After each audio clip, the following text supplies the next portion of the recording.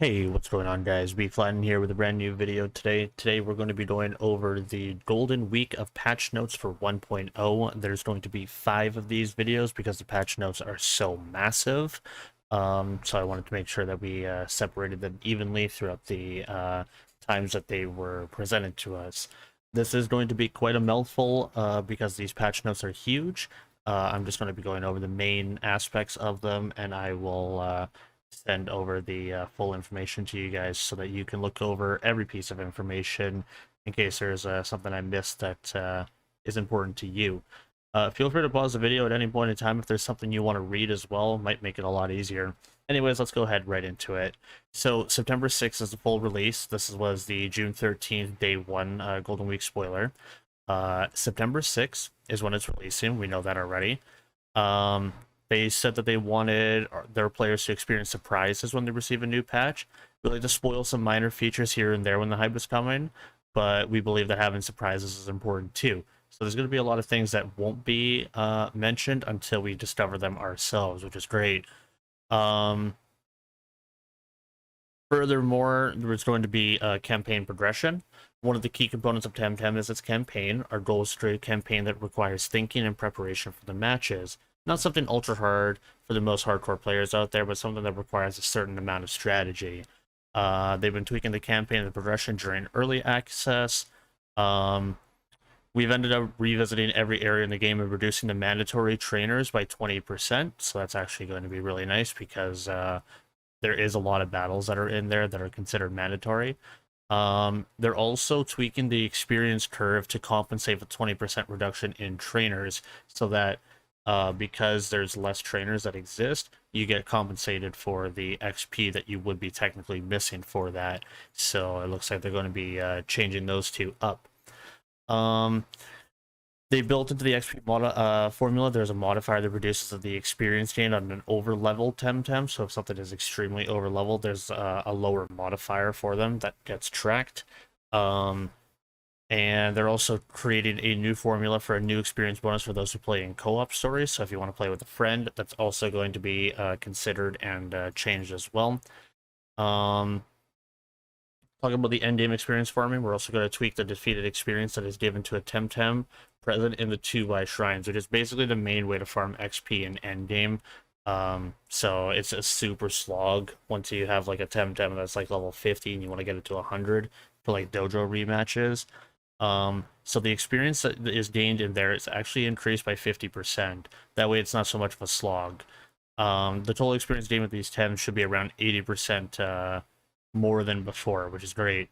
They're also reducing the amount of dialogue from the NPCs because there's like some NPCs that have like 50 dialogue options and like you can't skip any of it or walk away from it, which is great because it can be a tad annoying at times.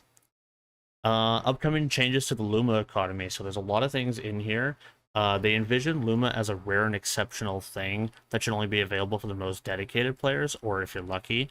Almost 60% out of the players who have completed the campaign at least have one Luma TemTem. So they are increasing the base rate for Lumas from 1 in 10,000, which is what it is right now, to 1 in 7,500. So 2,500 chances reduced. This represents a 33% boost on Luma odds and should affect every Luma-related mechanic, radar, Psypark, etc. We're also changing the stat distribution for Lumas, upping them from a minimum of 20 SVs to 25 SVs, so that you can't get like a completely trash Luma outside of its 3 perfect stats. We've also included the speed in this minimum, effectively removing the speed curse for Lumas, which is a thing that's happened a lot. A lot of people are like, oh, my Luma got speed cursed. It only has, 20 in this stat. It only has 15 in this stat, things like that. It's quite unfortunate when you get a speed curse Luma. With the inclusion of telomere bugs, the name is pretty telling, but you'll learn more about this later on in the week. We'll talk about more of that in a later video. Raiders will Raiders will have always find unevolved forms. This way you can get a whole Luma line set if you want to evolve it later. Every species of TemTem will now have the same spawn rate, 100% while using the radar. This effectively means radar spawns will be quickly, so that you don't have to wait for your 5% TEM and wait 30 minutes for a spawn. Radars will no longer have expiration dates. You'll be able to keep them in your inventory forever and use them whenever you want, so you don't have a 1-week timer. We've reduced the amount of encounters per radar from 400 to 300, effectively removing the first 100 encounters, so you won't need that many encounters before getting the Luma bonus. From now on, every encounter of a radar will have a bonus of some sort.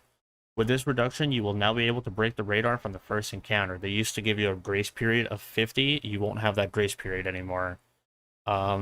Since radars will be purchasable, like you said, we'll find out more where on Thursday. We're removing them from the dojo leader's loot, so radars will no longer be available from the dojo radar. You can just outright buy the radar that you want to do at some point. There's another issue we're trying to solve for 1.0 regarding Lumas, specifically regarding non-OT Lumas. Lumas caught by one trader and traded to another. As you know, the hot fixes that are used to perfect the Luma cannot be used on non-OT Lumas. So the value of non-perfected Lumas have been decaying over time. We've introduced a new item called Soul Binder, which will bind a TemTem to its current owner, removing the ability to trade them anymore, but allowing telomere hot fixes and everything to be used on them. This item will be available for purchase on a new location we'll be talking about later on the week, another video. After reading multiple suggestions from the community on how to tackle the issue, we believe this is one most fitting for TemTem, and that it will help the Luma market and the players' possibilities to obtain a perfect Luma.